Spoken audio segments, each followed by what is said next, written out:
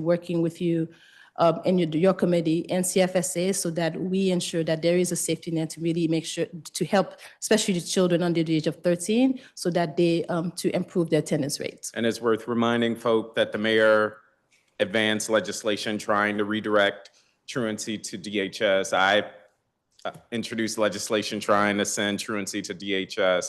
I hear you loud and clear. With the sufficient amount of resources, you would make it happen. Right. And I imagine this committee will engage on that topic as there's also pending legislation. I wanted to switch gears a little bit. Yes. One of the things that is top of mind for the council is agency overspending. And DHS is an agency that, depending on the time of year or year, goes beyond its resources. Should you be confirmed, what parameters are you putting into place or thinking about to ensure that DHS remains within its approved budget? Thank you. So we are ahead of the game this year as terms of our spend plans spend plans were completed before the beginning of the fiscal year. So we have a spend plan that will keep us within budget for most of our programs. However, DHS is unique that we have some legislative mandates in terms of services that we have to provide regardless of our budget, right? So that for example, the right to shelter jurisdiction for families and singles and youth, obviously, and we have policies also that we want, that the mayor has been committed to be able to enforce. Again, shelter for families year round. So right now, I think we're in a good place to start because we have our spend plans that keeps us within budget. But we also know that the mayors have some commitments that she makes to the residents of the district. And if we get to a situation that those commitments do not meet our budget boundaries, we also work very closely with the budget office to identify funding pressures ahead of time so that we are able to find a solution to make sure that the needs of the residents are met within have budget. You already identified funding pressures? So there potentially could be some funding pressures in our PSH placement, PSH programs, but the mayor's office has committed, and we also committed to make sure that all of our residents who are matched to housing vouchers have the opportunity to lease up. So we are tracking lease up pace.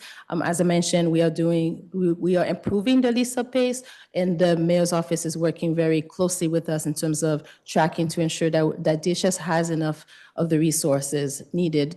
And the commitment is to lease up 100% of the households who are currently matched in our voucher program. Okay. A few more questions. Relatedly, I know during the federal surge, there was an effort, and we heard about some of that, to get as many people into housing that were unhoused. And I applaud you and your team for definitely operating in a very chaotic time for the district. It is my understanding that DHS did not receive additional funds, although you were able to expand capacity for housing to get more people into housing. Can you just speak to what is the current posture and how long will those added beds be available to folks that are unhoused in the district? Yes, council members. So it was very important for us that our unsheltered populations were not unintentionally, they were to minimize the harm that could have been done to them during the federal surge. So we were able to very quickly add additional capacity starting on August 8th. So I'm very proud to say that since August 8th, we've had enough shelter beds to meet the demand of shelter beds in our community. Sorry to interrupt.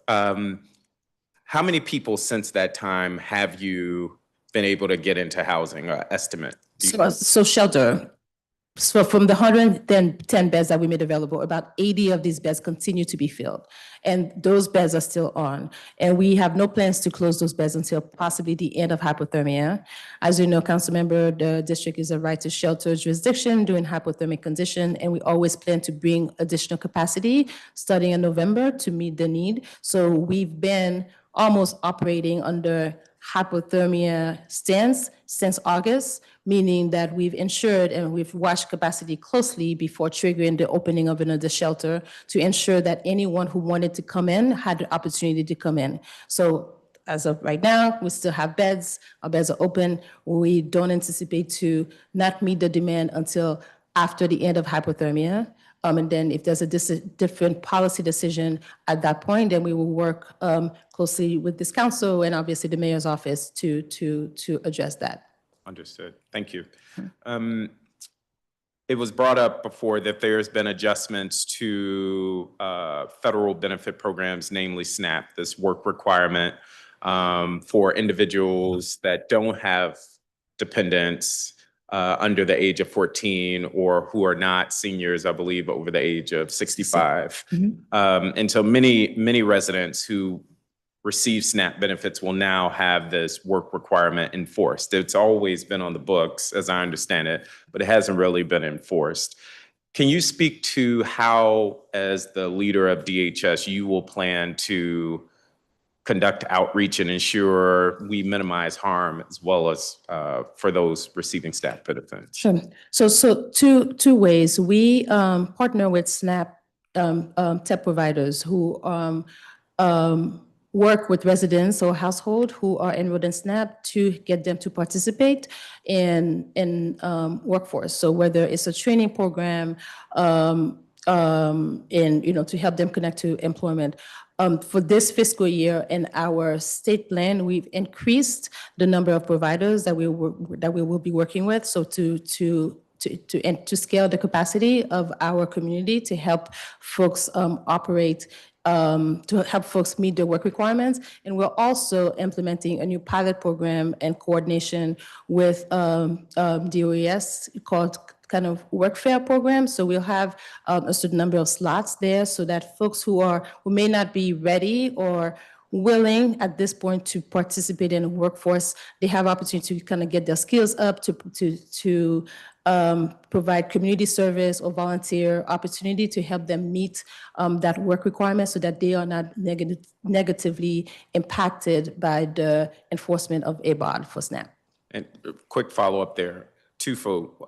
How many providers are we talking? But when you say you've expanded your partnership with providers, how many are we talking about? And can you elaborate on how someone might obtain work credits with these providers? So we went from 13 to 15, I believe, but then in addition to that, we have a certain number of slots. I believe it's about 300 of workfare, so that residents who fall under ABOD requirements have opportunity to maybe do some community service, volunteer with an organization, work with their TANF and TEP provider to look for employment, to gain employment. So those are the things that would be required now that had not been required before, that we will make sure not only to communicate to our residents about the new changes, but also really expand the opportunities for them to get in contact. One more follow-up there. Do you have a delta, like how many residents are potentially at risk of losing benefits because of this new policy, and how much additional capacity have you brought online through these efforts? So I know how many family households receive SNAP currently. I do not know from the top of my head how many would be in the ABOD requirements. So we have about 86,000 families monthly who's received SNAP, but I can get that information to you about the number who potentially would be impacted by the changes on ABOD. I can tell you that we probably don't have enough slots to meet. Yeah, because if you're saying 300, I would imagine we're talking about thousands of residents who would be at risk. Yeah, so 300 additional slots is what I said in terms of workforce fair. Gotcha. I think we have about, I hate to just throw numbers, but about 2,000 slots to be able to help this ABOD work. But again, it's for families who their youngest child is over the age of 14, or seniors or singles between the ages of 18 to 64. So not the entire SNAP population, but I can give you a better breakdown on that. I'm really worried, and I think it's worth stressing, and Chairperson Fruman, I thank you. I have two more topics and I'm going to wrap up. But I think it's worth stressing the harm of this federal policy. It also, I think, furthers this narrative that people who are receiving aid are lazy and or just collecting a check. That welfare queen trope that has long been a part of like national debates. And so thank you for the work that you're leading, standing in a gap to ensure as many of our people can continue receiving their benefits. One more SNAP related question. Yeah. This is way in the weeds. I think it was last year's oversight hearing or maybe earlier this year. We had talked about one of the complaints I heard from residents receiving SNAP is that paperwork is often lost, that they go to the centers, they drop off their forms, they often don't receive a receipt. Yep. And then they're told, we don't have your paperwork, but I just gave you all of my paperwork. So it was a big frustration. I remember you committing to reviewing that and saying, we're going to revisit a receipt program. Can you just give an update where we stand with that? So the solution that we currently have is still a temporary solution while we work with our tech partners for a more permanent solution. But I'll tell you a few ways that we've been able to bridge that gap. So this is for folks who are coming into the service centers, because as you know, if they apply online, they get the receipts right away. They have a copy of the documents that they provide. So there are two ways when you come to a service center. You have an opportunity to use a drop box. You don't want to meet with an SSR, you drop your documents. You will not get a receipt when you just decided to get the expedite, Dropbox way. However, for other residents for whom it's important to get a receipt, they can go talk to an SSR. They will continue to get that first form that they had to say, you came to the service center and these are the reasons why you came, and this is what you did. And then they also now have an opportunity to get a screenshot, basically a copy of the documents that they themselves submitted in our DIMS, the document. Anyway, it's a program. I can't remember what DIM stands for, so that they have a copy of the documents that they submitted. And yes, in addition to so they'll have proof. These are the documents that gave you. Exactly. And it sounds like if you drop your documents in the Dropbox, then you don't have a receipt there.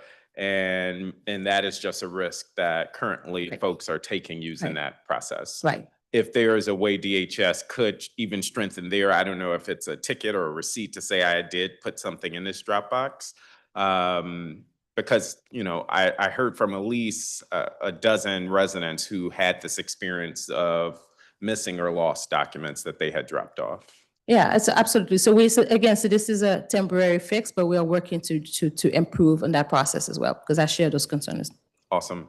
As I mentioned, just two more things, and then I'm gonna wrap up. I did want to come to a very specific program. During this year's budget, I was really proud that this committee funded a workforce development program for trans youth or trans individuals.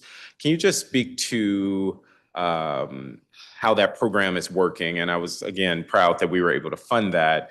But then just expanding out, we heard from Caesar from Wanda Austin Foundation about the critical work that so many are doing trying to support LGBTQ youth.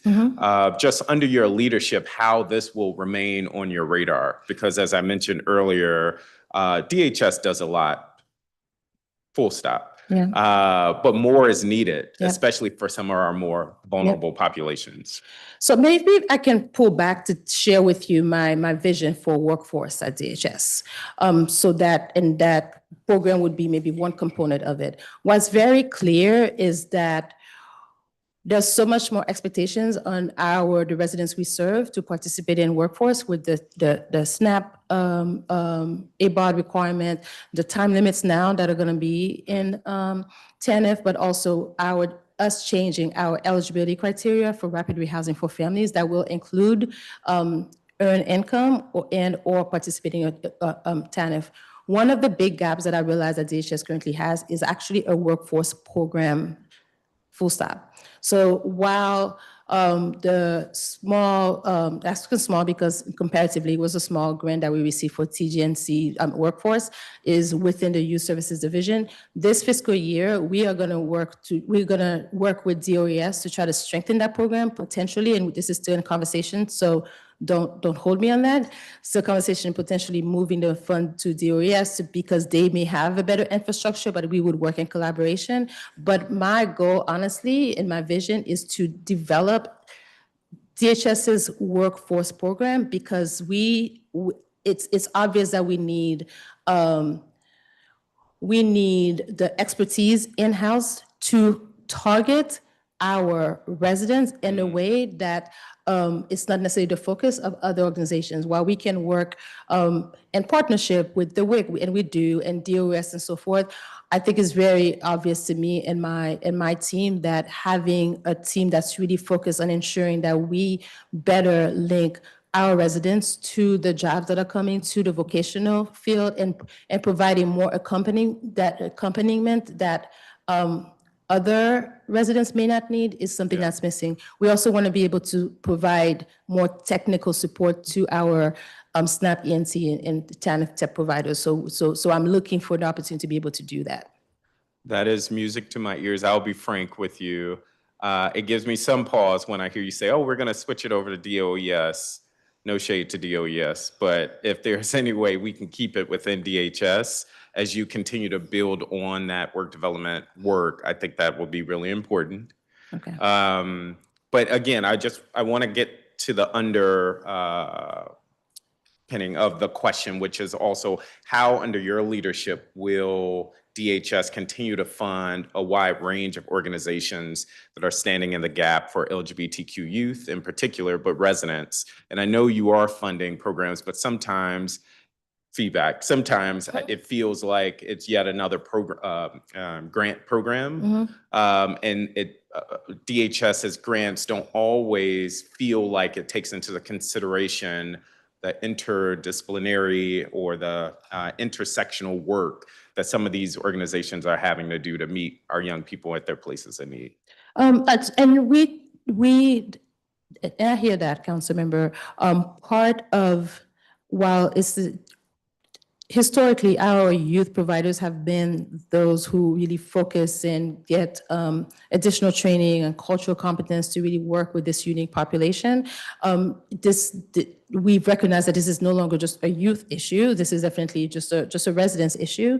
That's why, in 2023, I believe, or 2022, we opened a LGBTQ specific shelter because we want to make sure that we are serving the population, whether they're youth or, adults, better. So we have work to do in terms of improving the focused area on the LGBTQ spectrum, but also the workforce. So that's my answer, that it's important for us to also build the expertise in-house, because what works well, when our programs work well, is that when we have subject matter experts who can also provide technical assistance to our partners versus just grants managers who do a really good job, but they are not necessarily able to make the connections with other district agencies and so forth, the way that works very well when we do have the subject matter expertise in-house. So while we have some workforce programs embedded into some programs in DHS, I do think that this is the time to elevate workforce within DHS so that we have we're laser focused on how we build a workforce program really targeted for the residents that we serve. And that is something that's missing, frankly. I'm excited to see you build on that work. Last question for me. And that's, I know DHS has a lot of case management programs. You do a lot of case management work. Can you speak to what your internal oversight is or will be under your leadership to ensure that your vision and the clarity and all of the great things we've heard from people today about you and your immediate team is reflective of the work that your very expansive organization is doing and reaching people on the ground? Yes. So the example that I shared about what I think is missing in workforce and how we want to provide technical support, I actually want to use the current structure for case management exists within DHS. I'll give you an example for our permanent supportive housing program, which is our largest case management program that we don't provide, where we don't provide the services directly. We contract with our providers. We do have a monitoring team, that interdisciplinary monitoring team that has social workers, housing coordinators, and so forth. So then we are able to really assess the quality of the case management. We provide the training to case managers. We provide the training to supervisors, but we're also monitoring cases so that if, which we do, we hear from, our neighbors that sometimes they may have or landlords that they feel that their residents are not receiving enough the help that they are intended to provide. We can look at the case notes very quickly. We usually know actually before that we hear from the landlord that this is a case that is difficult, but in many ways it gives us an opportunity also to double check the work of the providers. We do audits, so we have, each provider is assigned to a monitoring team within DHS, so we can work hand in hand, remove barriers to maybe connecting to additional services, connecting with the housing authority and so forth. So that model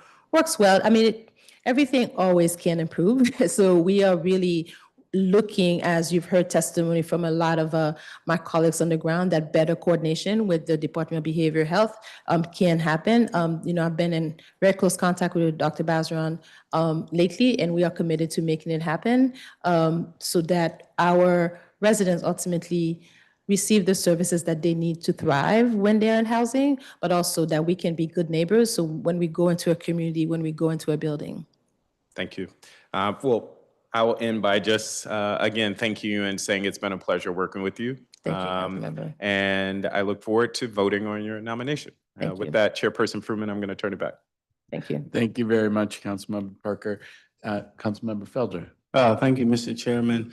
Director, it's good to see you, and you should feel very proud of the individuals who've come out today to testify on your behalf. You've been the interim for quite some time, and you had an opportunity to get a better sense of the various functionalities within your agency. Could you speak to what your vision is for the agency if confirmed as the director? Sure. So thank you, Councilmember, for the words. My vision for the agency is a very well integrated agency so that our residents do not feel like if they're receiving multiple services, multiple divisions, that they are working with just multiple agencies. So I'm working to break the silos within the department so that my vision is really kind of I say one intake, one DHS, right? So that we can actually support the whole person. So if you come in DHS to receive services, we have an opportunity to really understand what are the needs of the household. I think this would be an efficient and even cost-effective way to really serve families, to really look at holistically, to help families really reach their goals. We can implement a 2-gen programs, help clients resolve their housing and economic security and be on their way. So that means not just remove infrastructure, but also help move a system that's really been siloed to find a way to kind of, integrate it. What's difficult sometimes of government, which is great when we have separate systems to oftentimes to, what's the word I'm looking for? To protect clients' privacy. So then one systems don't talk to each other. And some ways it can actually make it very difficult for a family to navigate services because they have to retell their stories over and over again, depending on who they're receiving services from. So my vision is to really work towards being able to provide services to the whole family. So that's the vision for the agency. Throughout earlier public testimonies, we've heard folks saying how you have built on the legacy of your predecessor, Director Zallinger. Normally, council colleagues ask this question towards the end of their questions, but I'll ask this question right now. What do you want your legacy to be at the department if you're confirmed? If I'm confirmed, I want my legacy to be that we were able to help DHS move from being I won't say just a benefit processing agency because we're usually more than that, but really that what DHS is known for is that when families come to us, when they are having a housing or economic crisis, they leave with a sustainable plan for their lives and they do not return. That we are a well-equipped machine to really help families resolve once and for all their housing and economic crisis through quality integrated services. That's the vision that I would want for DHS. With any permanent role, I would assume that the helm wants to establish themselves as the leader or the head honcho. Could you speak to 2 or 3 initiatives that you plan to implement if confirmed? Yes, so I've spoken about one. I think workforce is very, very important to me. I do think that there is really a lot of opportunities there to really improve our workforce. I have already, talked to my team in terms of looking at our organizational chart. This is a key priority for me. I have already, reached out with my colleagues, looking forward to be board member of the WIC, reach out to my colleagues at DOES and want to strengthen that relationship. So that's one. I think that the culture in terms of ensuring that our workers feel supported and psychologically safe to be able to report issues when there are concerns is another areas that I really want to lean into. My plan is to have listening sessions with all of our service centers to really understand from my team, my frontline team, what's working and what areas that they need to see improvement, because that's one area that we've heard not only as customer service may be an issue, but also maybe some workforce dissatisfaction. I do think that once we can improve the culture and working, hand in hand with the, supervisors and managers who, working in those service centers every day, we'll also have better results in customer service for our residents. You've heard how instrumental your agency plays in the District of Columbia, specifically during a time like this. Could you speak to any policy gaps that you want to correct to help improve the overall efficiency of the agency?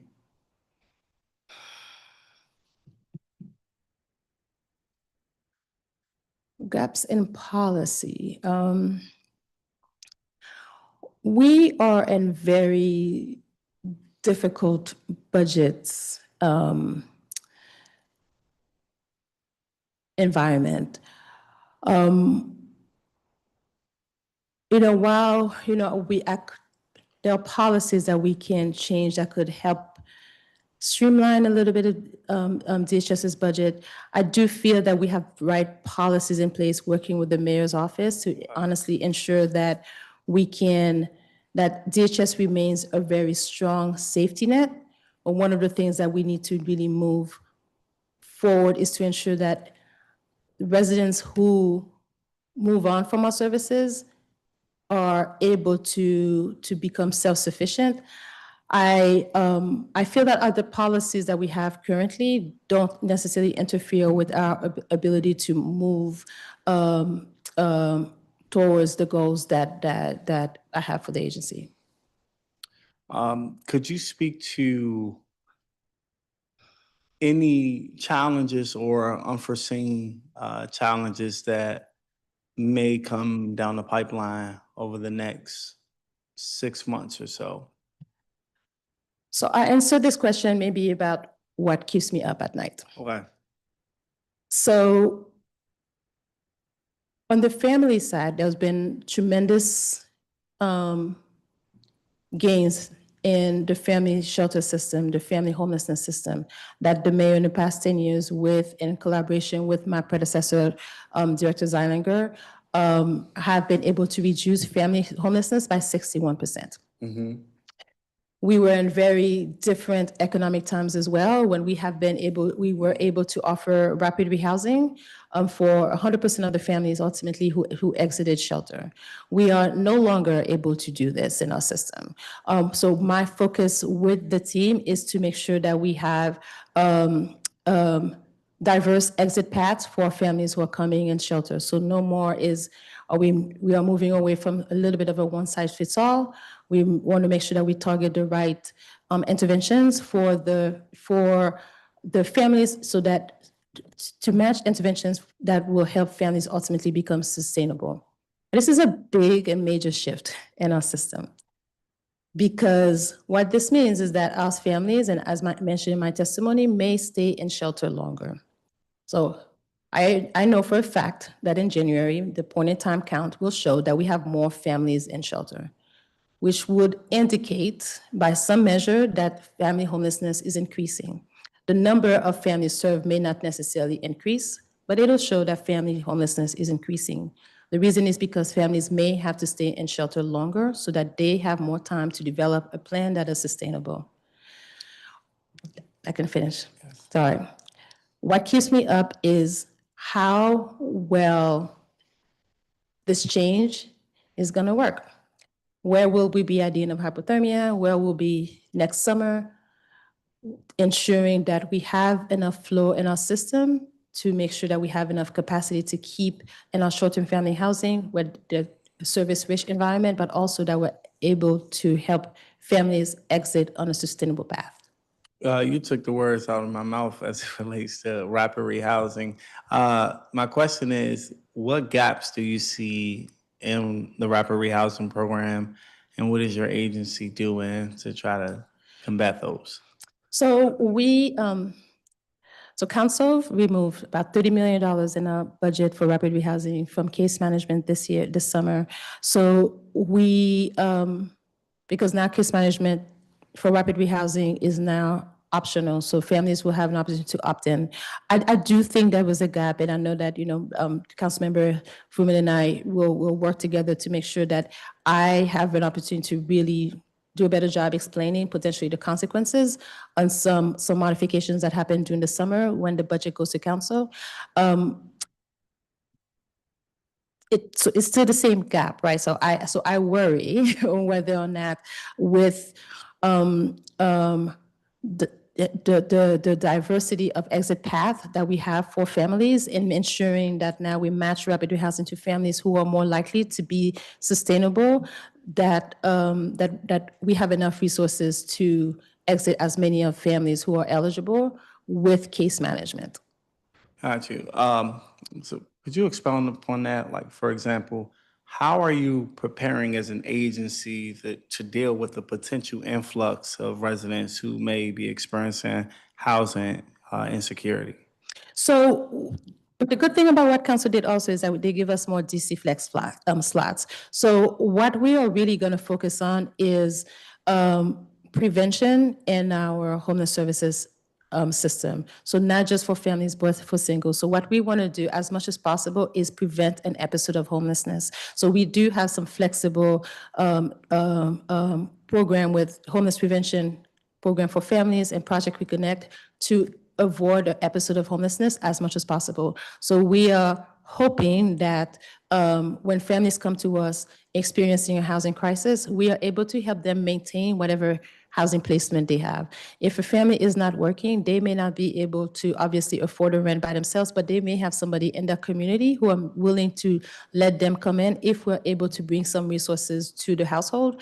And our homeless prevention program has had some strong outcomes, so we will continue to rely on that program.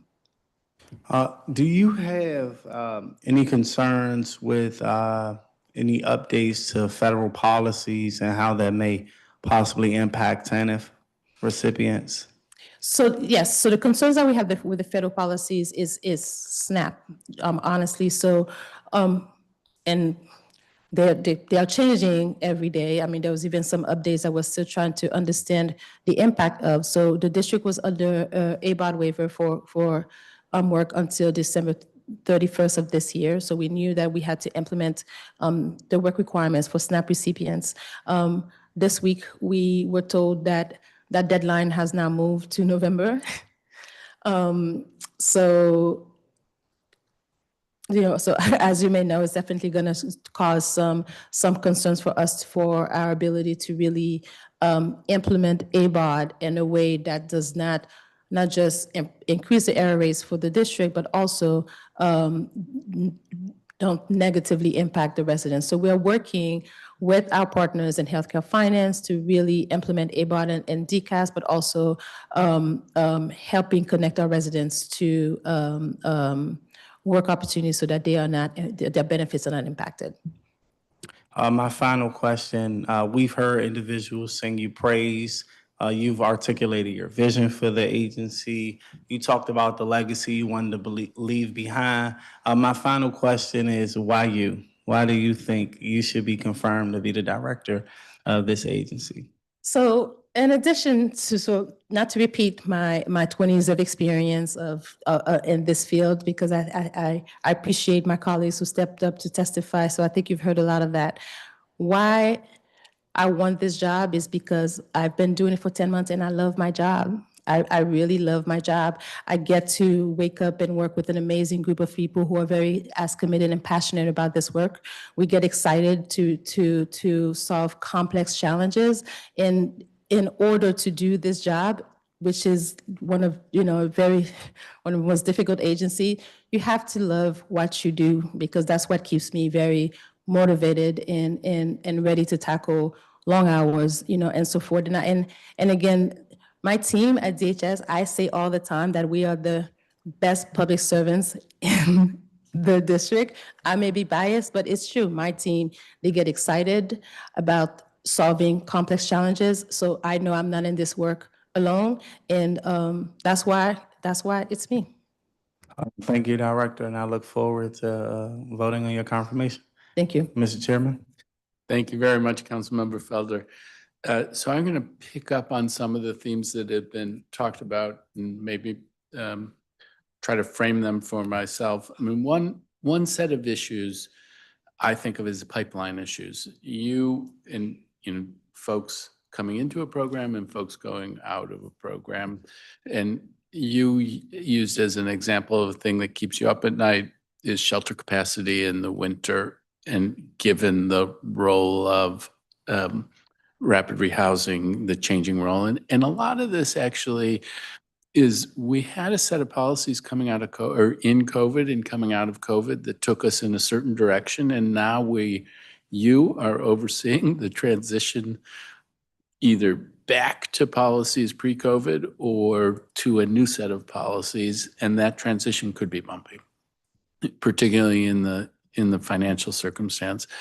So can you speak on the shelter capacity issue? I really want to work with you, and I think everybody here is going to want to work with you. How do you see, what role will the council play, and how will we work together to oversee what's happening in that space so we can respond nimbly? So I'm not worried about shelter capacity for singles. We do this very well. Every year we expand for anywhere between 400 and 600 beds to meet the demand during hypothermia. We have done this very well. For years, we have strong partners in this work.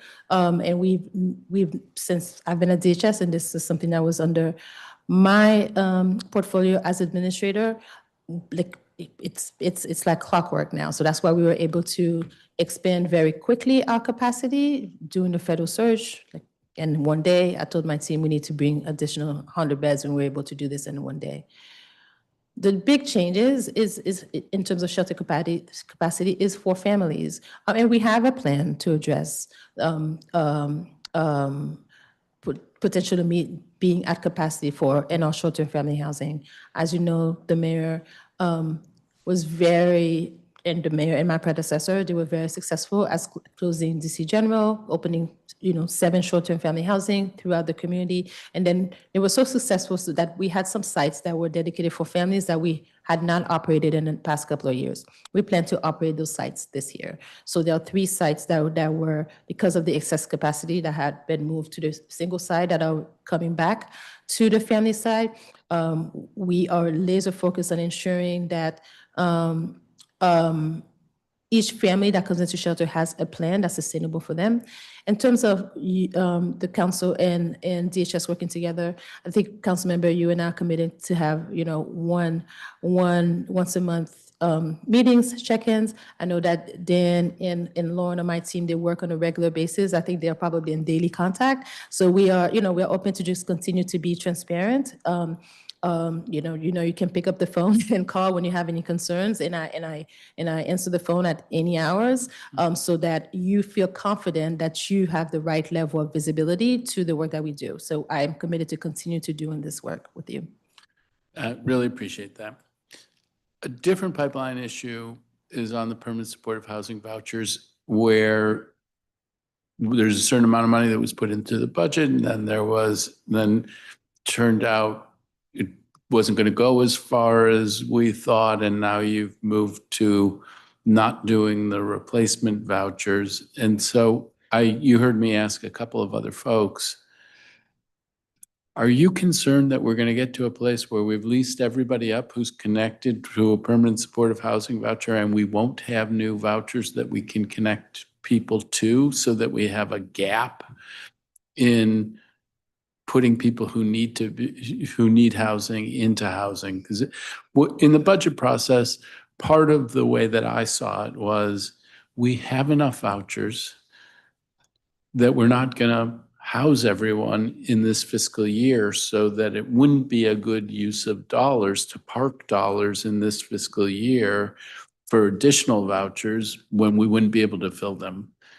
It feels like, one, for a negative reason, that dollars don't go as far, and so you all feel like there's maybe not as many available. And then a positive reason, we're getting people housed more quickly. I mean, I think, you don't want to pop champagne bottles, but you said, and when you testify, you want to be cautious, that your goal was linking 80 folks a month with housing, and you're beating that considerably. I think you had an 88, and I think you had over 100. But the two things coming together, are you worried about a gap? Is there something we should be doing to avoid a gap?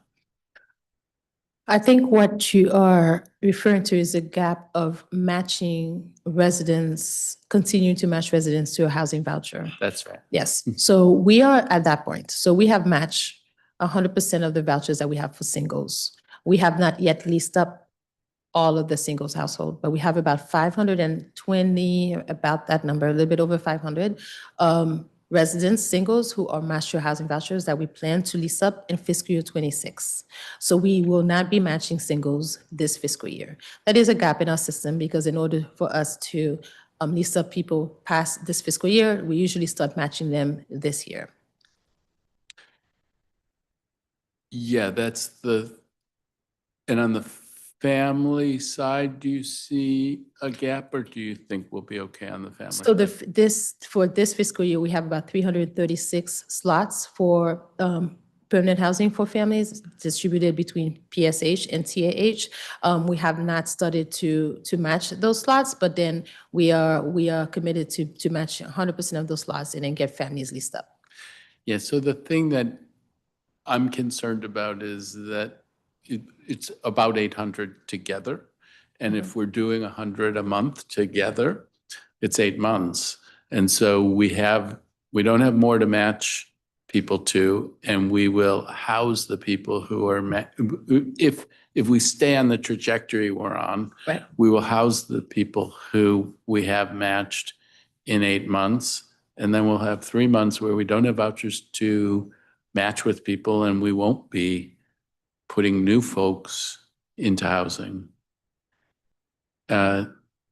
I think we didn't, I think during the budget process, we didn't see that coming in the same way. I think we thought that we were gonna have enough vouchers to work seamlessly through the process. And yeah, Yeah, so I understand, I see the concern differently.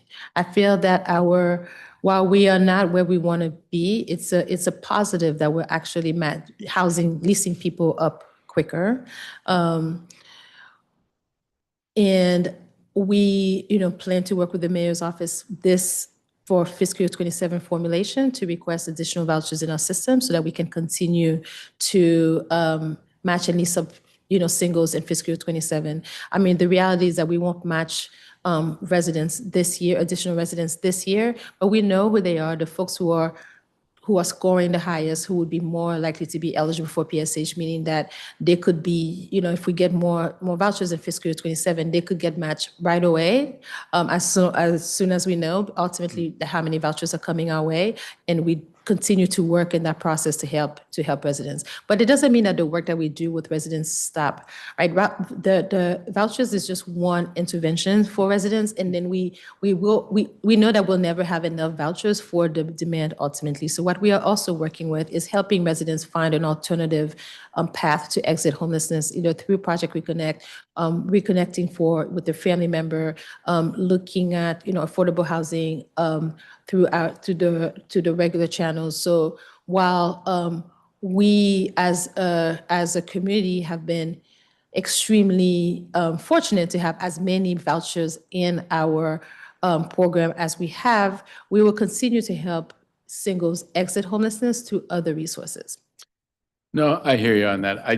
I picture myself sitting at my conference table with advocates who said, we don't have enough vouchers, and me saying, no, I think we're okay. I think we won't use up all the vouchers that we have in the coming fiscal year, and then we can address it in FY27. And it turns out I didn't have it right. And I think it goes to budget formation and how we work together in the budget formation process. And I don't know that you saw that you weren't going to be able to do the replacement vouchers when somebody left, coming back and being able to use those. In fact, I think when we talked about it, I don't know how we can work, what we can do to strengthen the budget formation process, including with your interface with the mayor's office, because it's a three-way thing. It's you to the mayor and then all of us together. So I'll put a different one on the table on this, and you can respond to it as well. So there's the PSH thing where it cuts one way, where there wasn't enough money to do what I think we would have all wanted to achieve. And then on the TANF side, there were big cuts, 130 million in the budget, and including to, change the hardship policy or remove the hardship policy and the COLA. But then we addressed that, and now the spending pressure on the TANF side looks like it's like 1.7 million. It doesn't look like the spending pressure on the TANF side is huge. So there seems like there's a disconnect between the money that went into permanent supportive housing, not enough, and then the cuts on TANF where they look like they were bigger than was going to be needed. And so I'm curious, how can we get closer to right in the upcoming budget? Our office is still learning how to work together, Councilmember. At least with the second year that you chair this committee, I'm assuming that you will be the chair again this year. This year was a difficult year. There were many changes. The errors that Congress made doing with the district's budget last summer put us in a very difficult situation, having to spend, you know, fiscal year 24 spending levels and so forth. So this was not necessarily a seamless budget process like it's been in previous years, and how we're hoping that it will be next year. I mean, I can only say that we are committed to continue to make sure that we work closely together, you know, this year. I think while we work very closely with the mayor's office to ensure that our policy recommendation made it in their, you know, BSA, I do believe that there was some missed opportunity for my office and your office to make sure that we at least do our full due diligence to help your office understands the consequences on funding one program versus another and so forth. So I look forward to continue, you know, collaboration with you and making sure that you have a full picture, because I think what happens, this is a very complicated program. There is a disconnect between residents who are matched to a voucher and residents who are leased up. So I think when the community was saying that there's not enough vouchers and you're saying, yes, there are enough vouchers, is because we know that it takes us a long time to lease up folks, right? But then, so that is true. There are a lot of vouchers that are not leased up, about 515 vouchers that are not yet leased up. So if you look at our face value, it may seem like we have 500 vouchers out there not being used, but they are matched. So then we don't have additional vouchers to match new people, but we still have ultimately 500 vouchers for just singles and about another almost 800 for families who are still going through the lease-up process. No, I understand that. And we talked about this. I mean, we talked about the pace of lease ups and matching. And there was a point at which we thought we're going to be at the end of 2026 into FY27 before we're done leasing up people who are matched. And then it turns out that it's different. And I acknowledge that part of it is the good news on the pace of lease ups. And part of it was also that we missed the mark in some of our estimations. Right. And it was a very complicated year with lots of things going on. So I'm not meaning it as we've worked together very well, want to continue to work together very well. Just trying to think about how in this next budget process can we stick the landing better than we did in this last budget process. Related to that, and Councilmember Parker was talking about overspending, and the auditor came in and spoke to the council about overspending and tools that we have to manage overspending. DHS at different times has the rapid rehousing program broke the bank. And so it led to policy changes around the rapid rehousing program, led to overspending that doesn't sit on anybody's shoulders. It's just the dynamic that was at work. But there's also, you know, some places where things are underspent and some places where things are overspent. I'm wondering how we can work closely together to monitor over and underspending through the course of the fiscal year, which can help us to understand fully and perhaps have to impose discipline or seek to impose discipline, but also help us in the budget formulation process. So we are committed to transparency, council members. So I think if we discussed this, if there are specific reports, my team tracks it closely, but if there's a specific way that you would like to maybe receive the information so that you feel, you know, very comfortable. What happens is that we are human services. Things happen. We have to respond to crises. You know, part of the work, you know, the work is fluid, whether or not we have more days in hypothermia that we inspect or we have a federal surge and whatnot. The work that DHS does require sometimes that we move very quickly to provide life-saving interventions.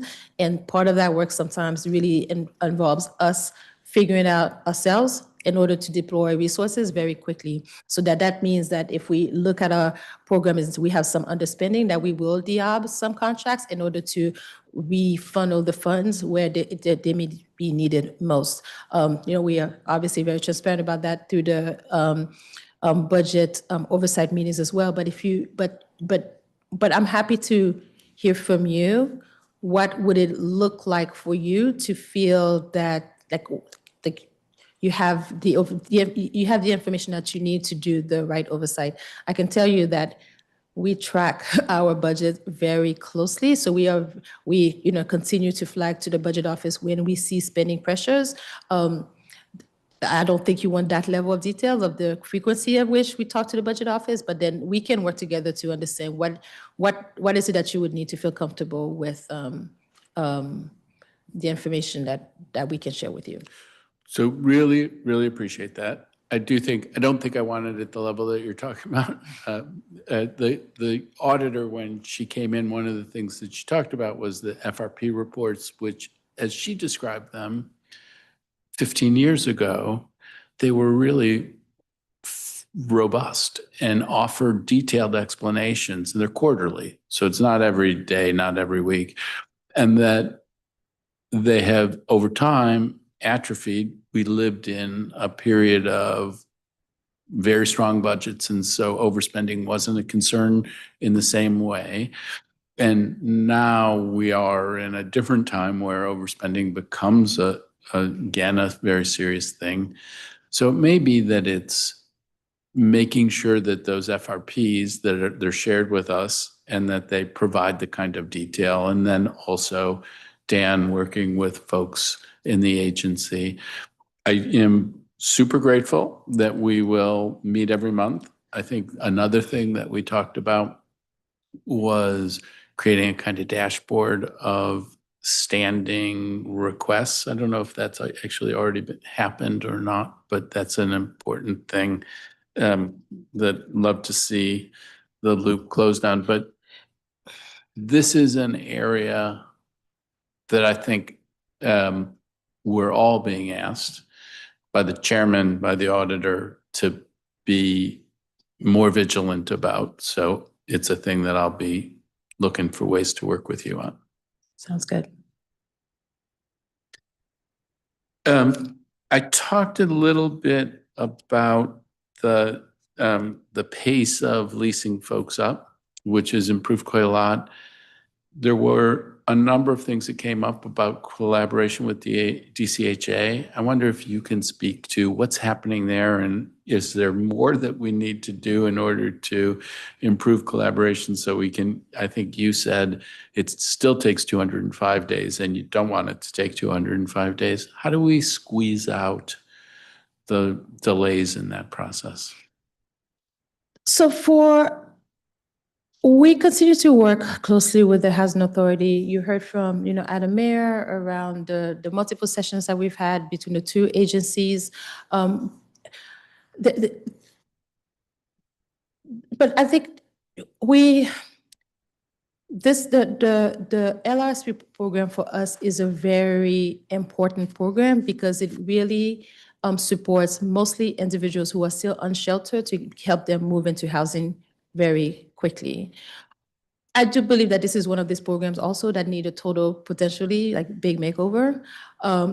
We have some thoughts around how we can better streamline this process so that we can move with the urgency that we feel is needed to help people move into housing. I don't want to get ahead of the deputy mayor or the mayor on this plan, but we do have a proposal that I would love to be able to just implement so that we have the ability to really move with much more urgency to help people move into housing. So I can say, I think that we have probably, there's still more work to be done, but I think that there's some barriers there that would make it very difficult right now for us to kind of meet even our intended goal of 105 days. Okay. So again, I think you want to give everybody credit that it's improved quite a lot. Yes. And everybody acknowledges that there's headroom to do better still and want to be supportive of that. A different theme that, I mean, you heard me talk about with some of the witnesses is the level of support that we're providing to folks in permanent supportive housing. And I don't know, you are aware that we're going to do a joint hearing with Councilmember Henderson about this topic, and it actually goes to, you'll be there, DBH will be there, goes to a different theme that's come up through the course of the day. And it's important one, and I know you see it as important. I think in the process of this, we have spoken with Sam Sambaris, who I think is like one of the creators of the Housing First model. Yes. And when we talk with him about this and describe the level of support that's given with the, monthly visits, his reaction is that isn't the way Housing First is supposed to operate. And caseloads, I think we might be at 25. And I think his target is 15, 17 for each caseworker. Do you see this as an issue in the permanent supportive housing space that we would like to be providing thicker services and more supports for folks, but it's a dollars issue? Is it a philosophical issue? Well, this will be a topic for a whole day. Mm-hmm.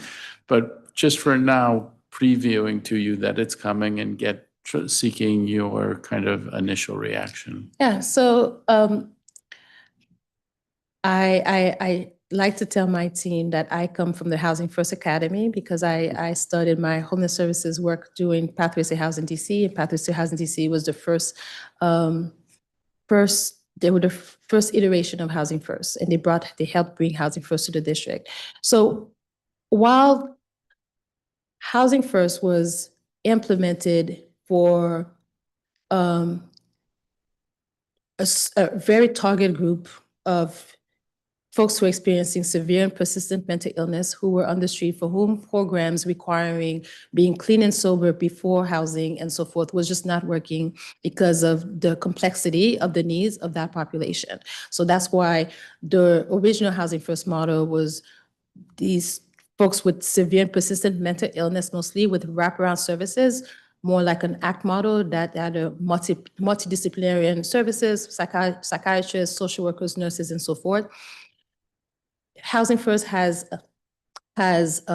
scaled and grown in terms of how the district and other jurisdictions implement it. So the folks that we are targeting now with Housing First are not necessarily just the people who have severe and persistent mental illness, but they may have a medical disability. They may have, any other type of chronic disability that potentially keeps them from being able to fully participate in the workforce.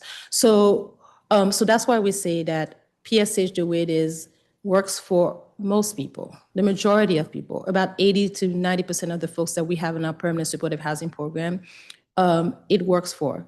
But it is true that there is a smaller group of people, probably the folks with whom Housing First was originally designed for, that require more wraparound services, more services, services beyond what a single case manager is able to offer. So that's why our partnership with DBH is so important for that smaller group of people, not for all of our PSH, population. So the Department of Behavioral Health also has themselves started a housing supportive, I forget the name because it's not our program, but a housing supportive program where we are able to make referrals directly to them for our residents who are in PSH who may require more services than the services that our PSH case manager can provide. However, even outside of that, we continue to make referrals to additional services when a case manager sees that their clients need more services that they are able themselves to provide. The reality is that people have choice, and that while we want our services to be assertive so that people say yes, oftentimes people say no many times before saying yes. So we have to try to continue to be assertive, to be innovative, so that we help people say yes to the services. So my answer is a yes and, right? For some folks, 1 to 25 is a manageable caseload when folks, may just need some connection services, 2 visits a month in a household, and everything's working very well. They just help them connect with the, ecosystem of services. But for a smaller group of people, it is true that they require more targeted services, behavioral health focused services, and we are committed to continue to improve that partnership with DBH. All right, that's very helpful, and it is interesting that, we label a thing and then what it applies to might change underneath it. And so this idea that you're saying that Housing First was contemplated for an extremely high need population, it's now permanent supportive housing is used for a spectrum of needs. And it may be that for the vast majority of that spectrum, the level of services is appropriate, but for the smaller segment that was the original genesis of the model, more is required. I think it goes to, a drum I've been banging since I was a candidate, which is we need to meet people where they are. Absolutely. And sometimes the needs are higher and we need to meet them there for their benefit and for their neighbors. There is this question, Mr. Sambaris, when and you'll hear he'll testify, was surprised that services are optional for that very high needs population. And I don't know that there's a way out of that, but we get in situations and some terrible, terrible things have happened. And I don't want to jump to conclusions about who was involved, but there feels like there are circumstances where there are very high needs people who perhaps have rejected services leading to tragic results. And so that's a thing that we are grappling with. And is there a mechanism to incentivize an embrace of services, even if you didn't require it? Can you repeat the last question? So, what I'm looking for is, you have a person who's rejecting services, and just like a mother with a child who's rejecting services, who clearly needs help. Mhm. And is there something we can do? Are there incentives we can create, mechanisms of accountability, such as it's not that you won't be provided housing, but you won't be provided housing in this kind of setting. You'd get different housing unless you're accepting services. Do we have to step back and just cross our fingers and hope that works out? Or are there things we can explore to try to make sure that people who clearly jumps off the page need help, that we're helping them? So it's not that if they say no, we just say, okay, right? For a family like this, for example, and I'm gonna go on the behavioral health side, if they are referred to receive assertive community treatment, the key word there is assertive. So they may say yes, they may say no today, but an ACT team is required to continue to come and provide services. So it may mean coming every day, knocking on the door every day. And then and the reason there's a multidisciplinarian team is because then it may be a peer support worker who's able to reach this person, or a psychiatrist, or a social worker, and so forth. So for a group of people who folks probably need the highest level of care, a PSH worker would not be sufficient. So part of their job is to make a referrals to DBH for the higher level of care, most likely an ACT team. I know, and then again, I don't want to get into DBH side, but because I'm also, I can bring my experience working, especially at Pathways when we had ACT teams, is that sometimes the funding models, honestly, with Medicaid, is that if a client continues to say no and no and no, you can't bill for that person. So there's no way to receive funding for a client that who is enrolled in a behavioral health service when the person says no. Even your attempts don't count as billable, hours. I know that the DBH has worked with the communities to also change the funding models to incentivize even attempts, but it continues to be very difficult to sometimes, target some residents who need the services the most to say yes to services. I mean, we see it not just in housing, we see it on the street as well. There are many of our residents who are on shelter with severe and persistent mental illness for whom we probably have a housing voucher or a housing resource, who continue to say no, but we continue to work with them until they say yes. And the idea is to help move them into housing and continue to provide the intensive services. So it's a smaller group of our PSH population, but it is probably the hardest group to serve in our community. I mean, I agree with both aspects of that. To what extent are you monitoring the performance of your providers who are going out and doing that? I mean, some of what you were talking about is referrals over to DBH, and it sounds like that's a muscle that you're trying to build, that it isn't necessarily been happening in the way that you're trying to improve collaboration with them.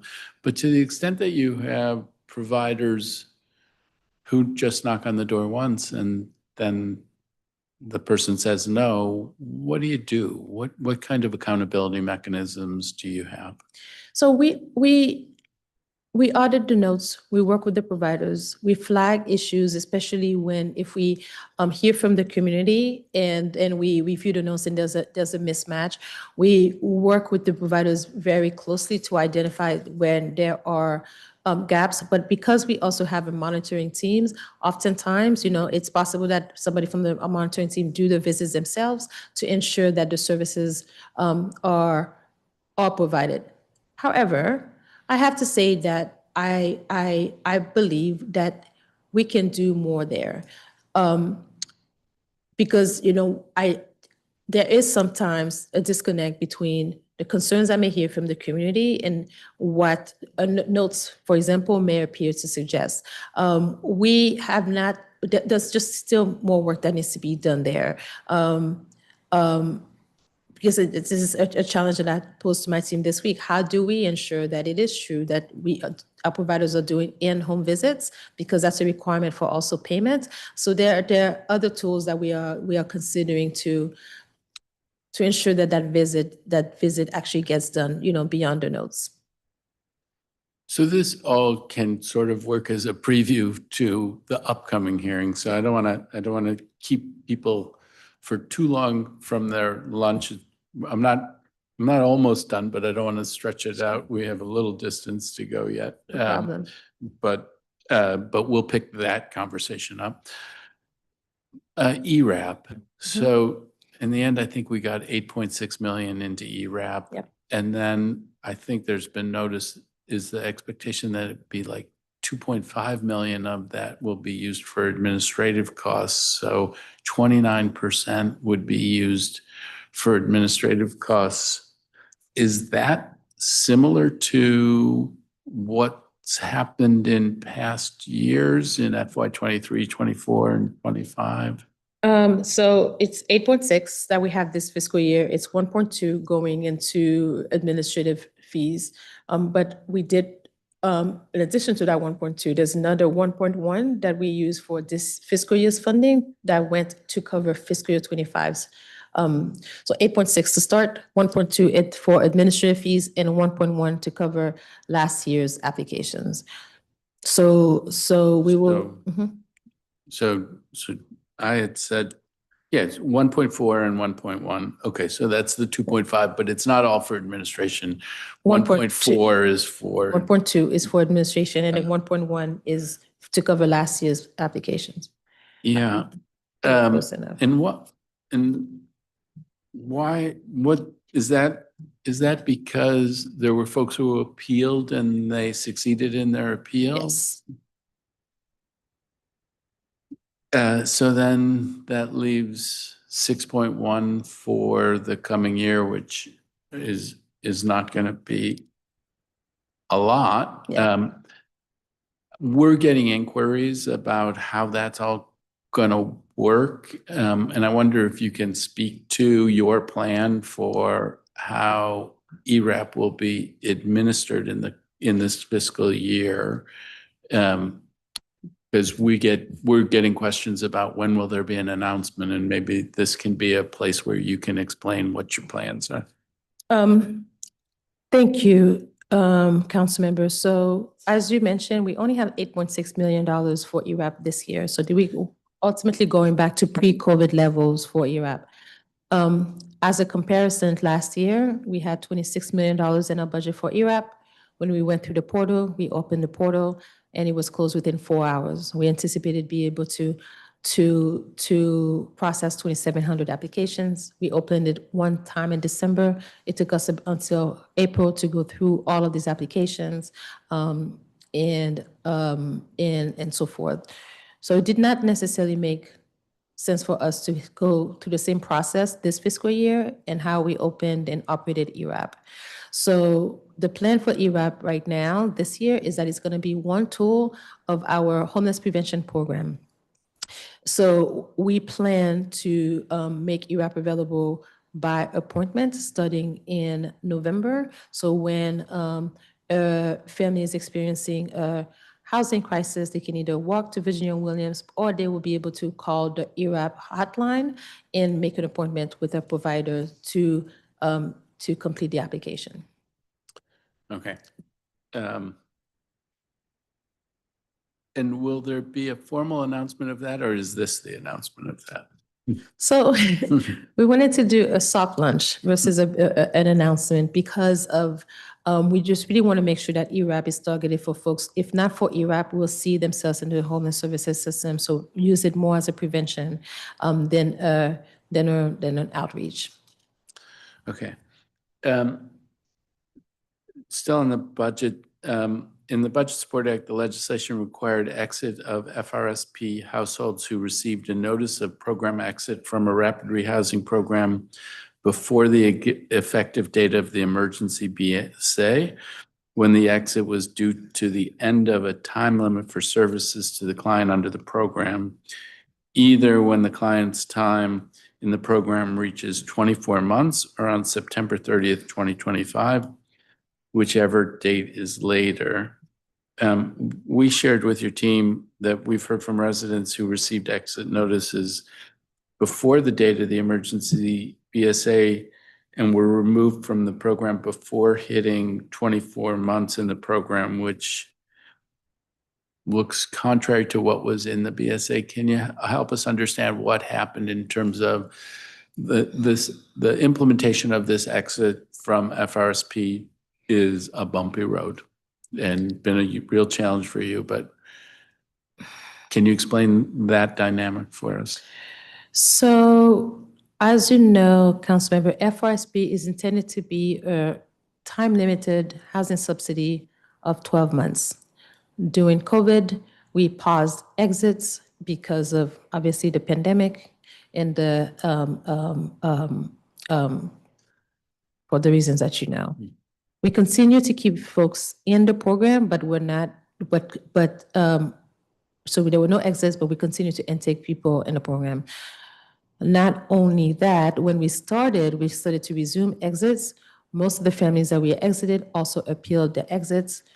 Our regulations, prior to the modification of regulations, required the Department of Human Services to continue to provide services even after exits when families were in appeal.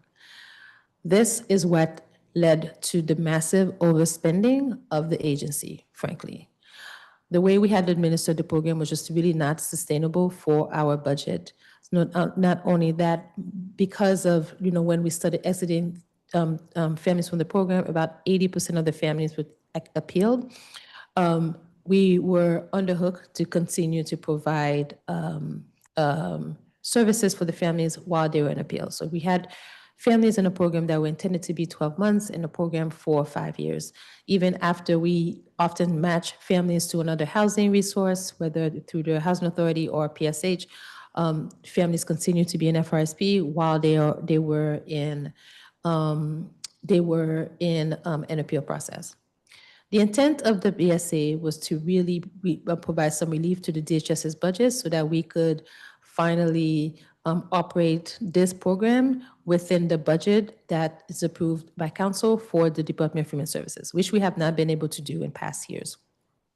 So the intent of the language, as I understood it, was that because we still had hundreds of families still in appeal, again, many who were still also matched under housing vouchers, we wanted to, the intent of the language was to end continuation of services for the families who were in the program who had reached already 24 months and were in appeal. This concern that you are mentioning was raised by my general counsel's office last night, that there was maybe a different interpretation than the intent of the BSA.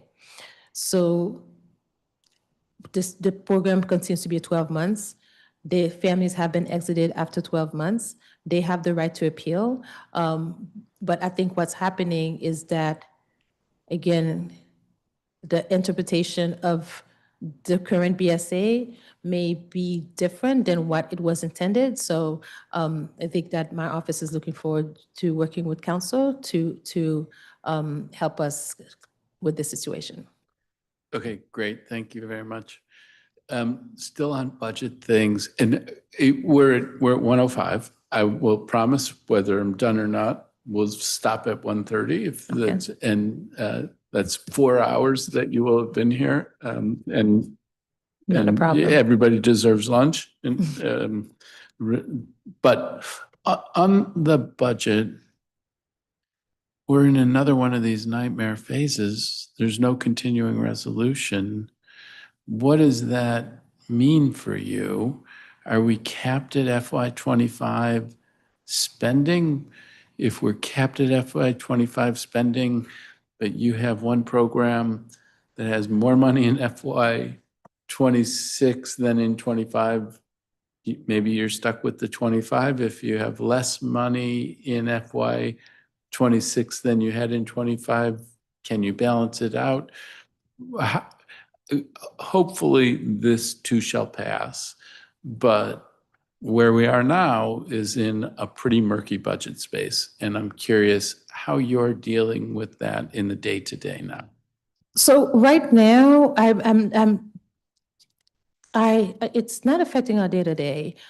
So while the CR would require us to operate at fiscal year 25 levels, it's just the levels of the budget, not necessarily the levels of the program, right? So in our budget for fiscal year 26 is actually less than fiscal year 25. So our spend plan for fiscal year 26, we haven't received any other directives from the budget office to implement our programming, our programs according to the spend plan that they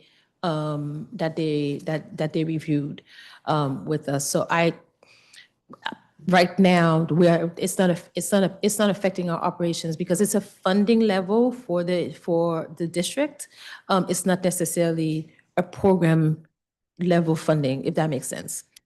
Yeah, and I suppose also that it's very, very early in the fiscal year. So if you had a Right. cap that applied, it's not like what happened last Right. time. We're in the middle of the fiscal year. And the overall level is lower in 26 than in 25. Our budget for 26 is lower than it was for 25. Okay.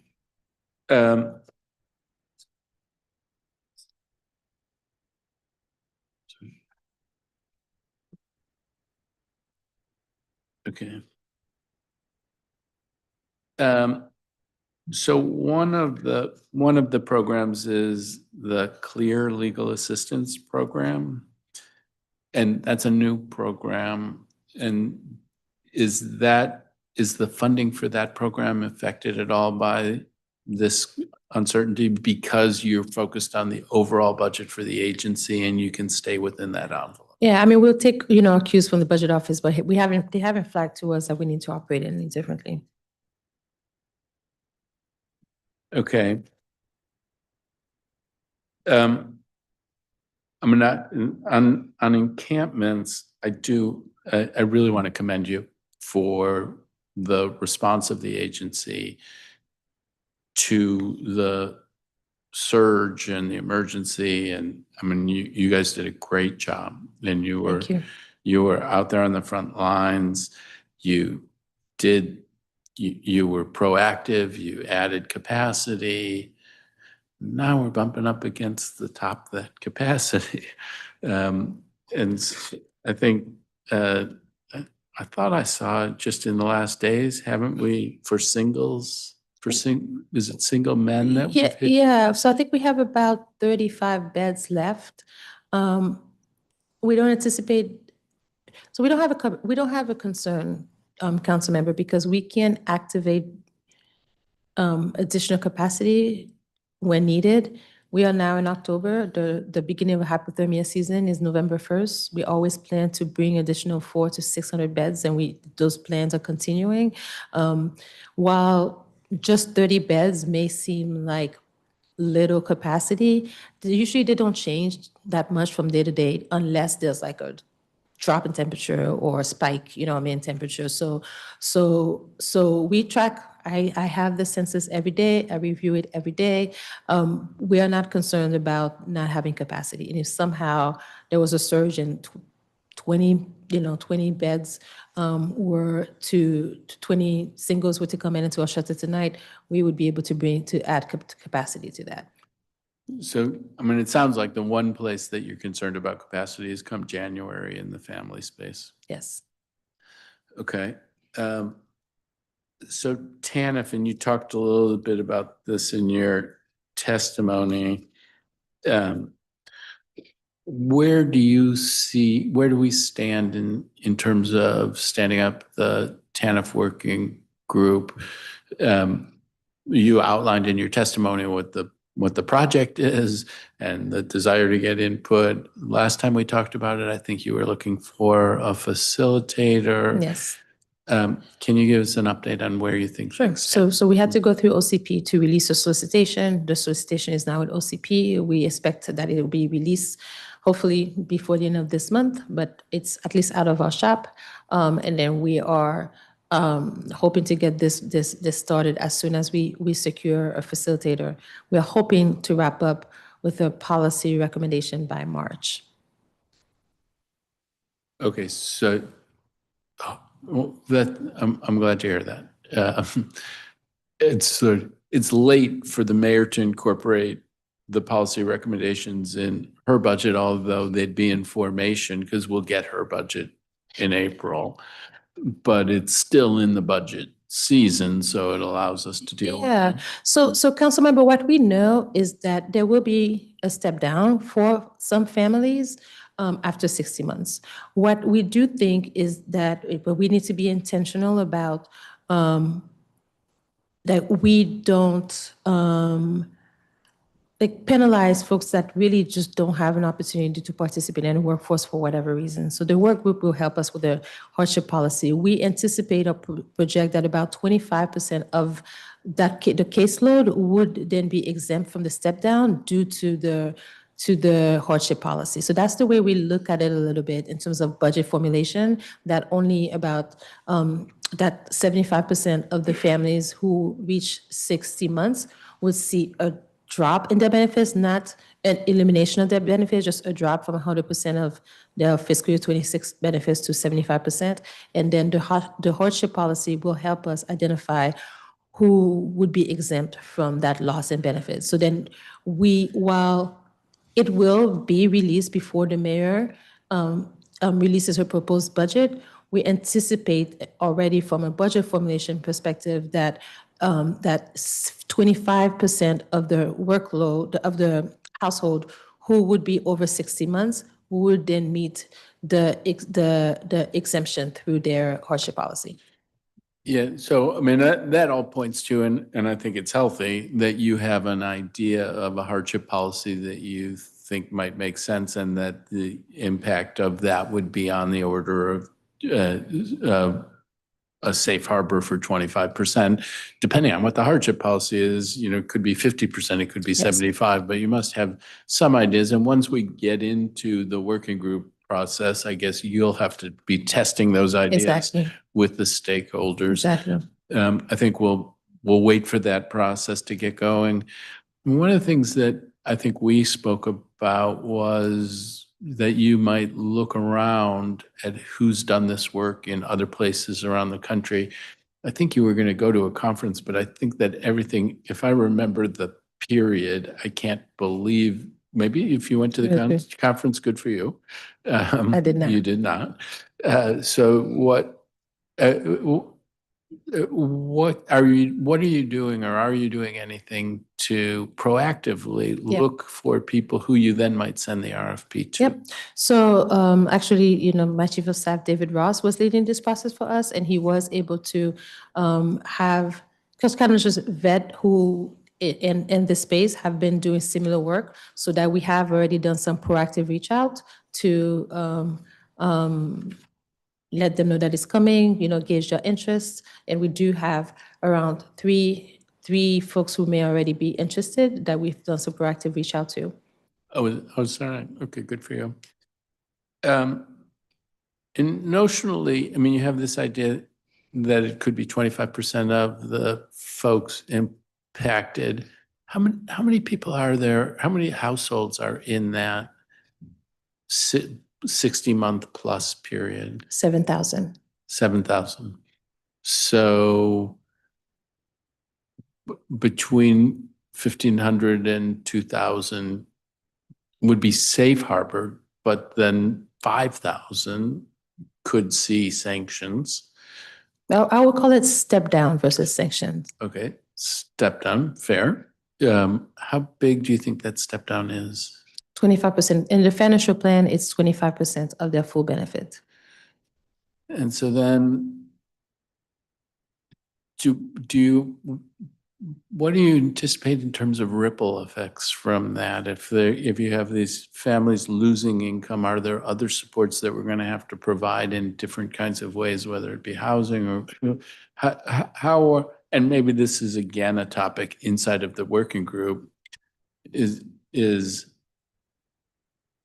$100 of savings here worth it if it's going to lead to $200 in additional expense? But how are you seeing ripple effects from the step down for the 5,000 families that might be affected by a step down? So as I mentioned, Councilmember, one of the things that I really feel like I want to be able to, that I know that I want to be focusing on, is missing at DHS is a stronger workforce, environment. So our job is to help families move off TANF so that hopefully they are not impacted by the step down. We know that families who are in TANF live in poverty. We need to make sure that we help families move off TANF. The only way we can really do that is through strong opportunity to get people not just connected to work, connected to vocational opportunities, which will lead to high-paying jobs. Where I think there's a lot of opportunities in the district because of all of the economic activities with the stadium coming and so forth. It is important that our residents are get to really participate in this economic development. So that's why having a unit within DHS that's hyper-focused on ensuring that our residents are connected to not just a job, but then if we know what other jobs that are coming in a couple of years, making sure that they are enrolled in the right vocational programs right now while they are in TANF, so that they are moving off TANF and they're not impacted by the step down. That is the North Star. We want to help people move off TANF, not necessarily just keep them on TANF. So I'm really glad to hear that. I mean, you've heard me talk about this also, and I think we need to be doing everything we can to connect people with work. I think I mean, on the one side, we need to do it to avoid other kinds of step down sanctions. In the SNAP world, it's going to, so you can have TANF and SNAP, and you can face a step down in both places if you're not connected, if you're over 60 months and you're not connected to work. A different dimension of it is benefits cliffs. And that's a thing that I know your predecessor was thinking about. I want to work with you to think about that. I think that, Absolutely. Absolutely. That's something that's also very top of mind for me as well. okay, great. The SNAP error rate, can you speak to what kinds of things that you're doing on the SNAP error rate? We have, we're in this kind of odd world where our error rate is high enough that we're not facing sanctions or step downs.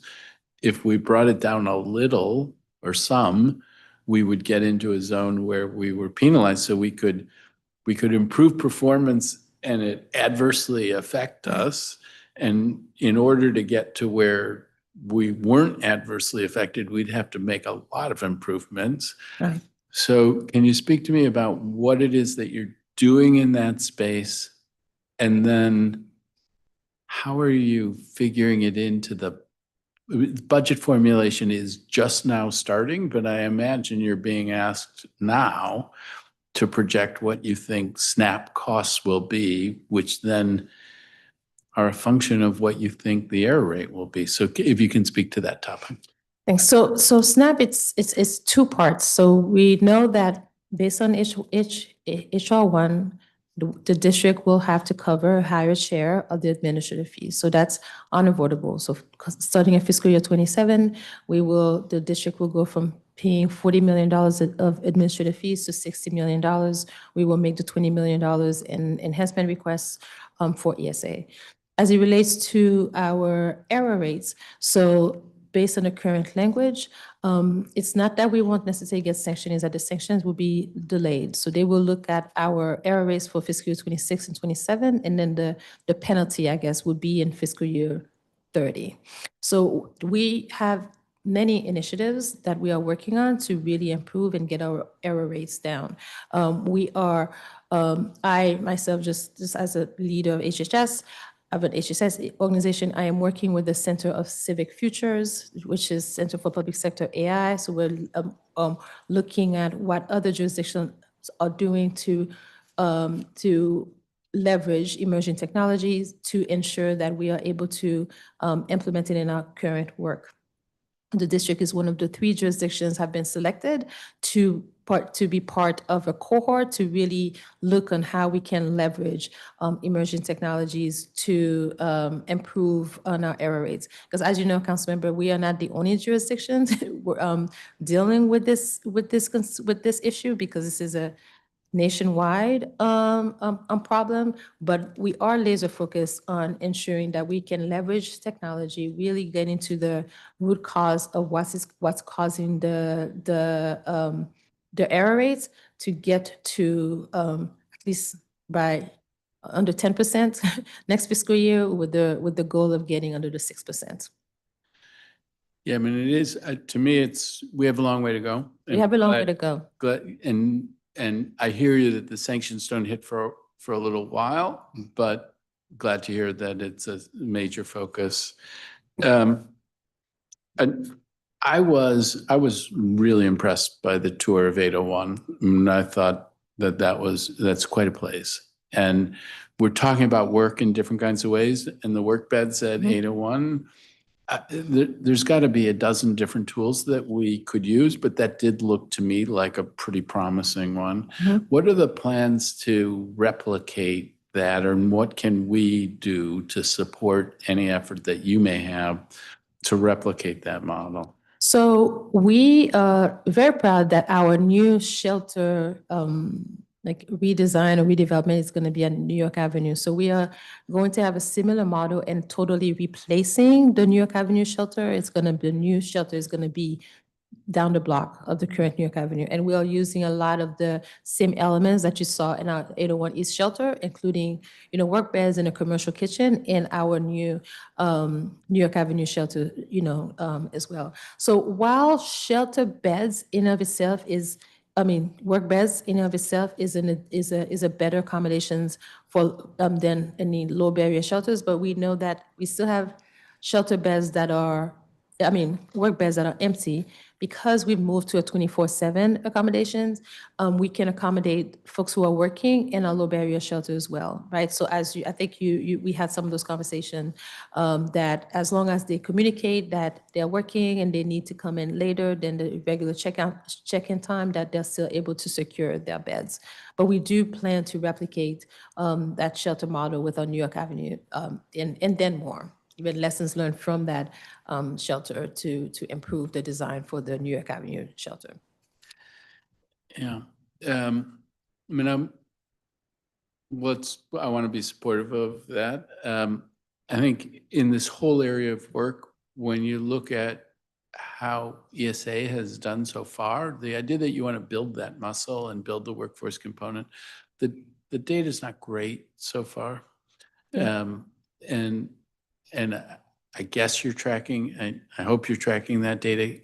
The data for, I'm sorry, I think I missed The it. data for connecting TANF recipients with work and work training and landing with work.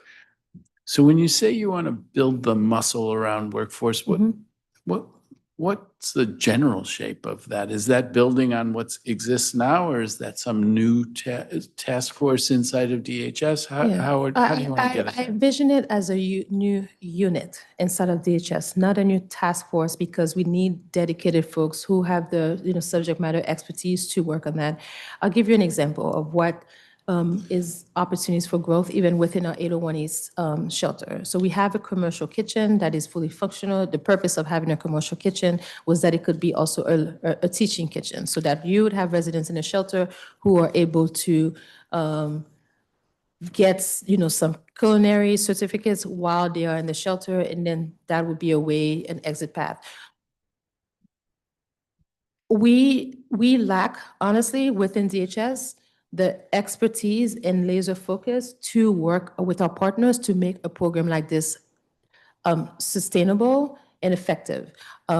It had maybe 2 cohorts. I do know that I heard that a couple of residents were able to kind of get jobs, and then it did not continue. So this is what I mean by us building that muscle. It's not just a task force, because the task force, they would make a recommendation and then they go away. We need the subject matter expertise within DHS so that they are building out those workforce programs that are embedded with our programs. That is a very missing component, and I look forward to working with not just our ecosystem, this council also, to really recognize the need to resource us to be able to build that muscle within DHS. Okay, great. So 2 last questions, one small, one big. The small one is, what is the current plan for Harbor Light? Our lease with Harbor Light ends in April. We will use it this hypothermia season to build the capacity, to have extended capacity for women. And then after April, I am not sure. Okay.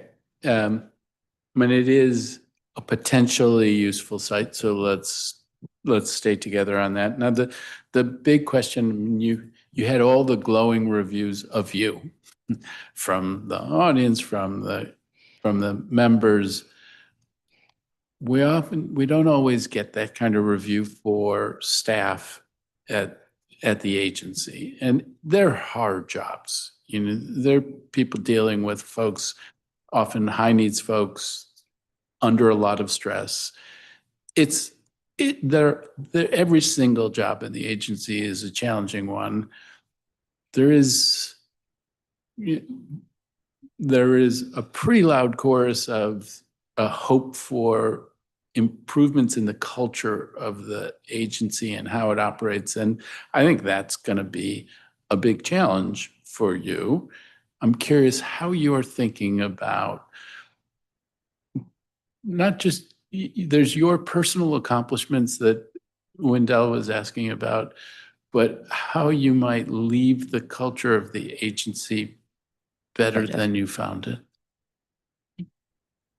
Councilmember, one of the reasons I think I am the best person for the job, and I know that it's said by many of my colleagues, is because of my frontline experience.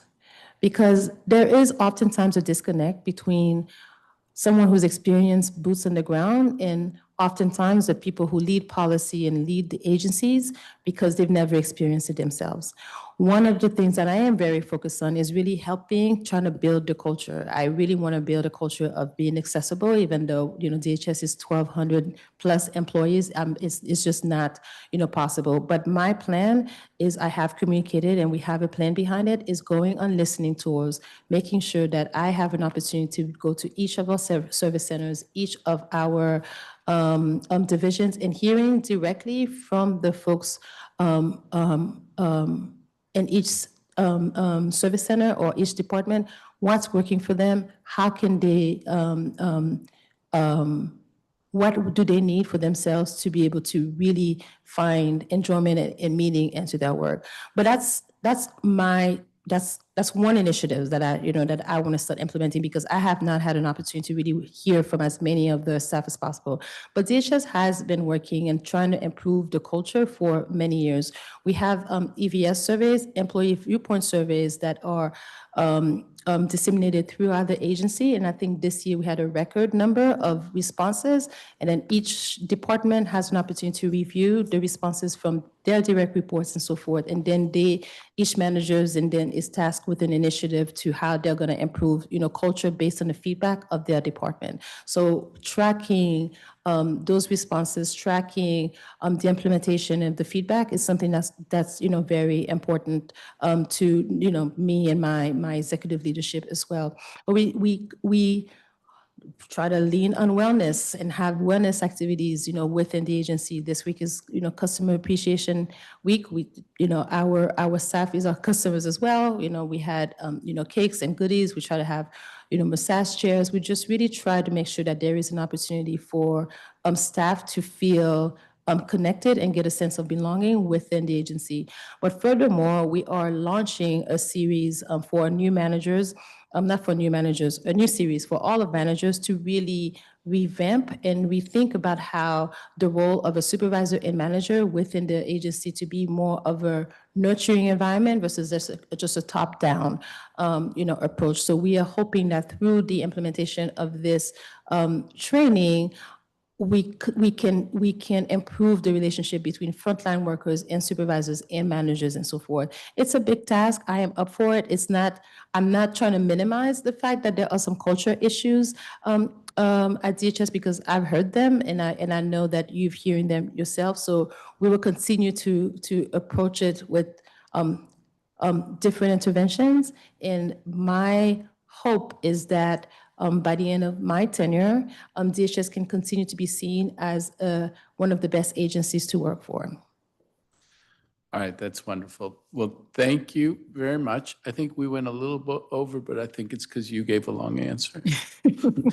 But with that, I think that I could ask you more general questions. I think I'm going to spare us all. So with that, this concludes today's public roundtable. If you plan on submitting, this is for the public who may be watching, plan on submitting written testimony for the record, please do so by uploading it to the council's online hearing management system before 5 p.m. on Thursday, October 23rd, 2025. The time is now 1:32 p.m. and this hearing is adjourned.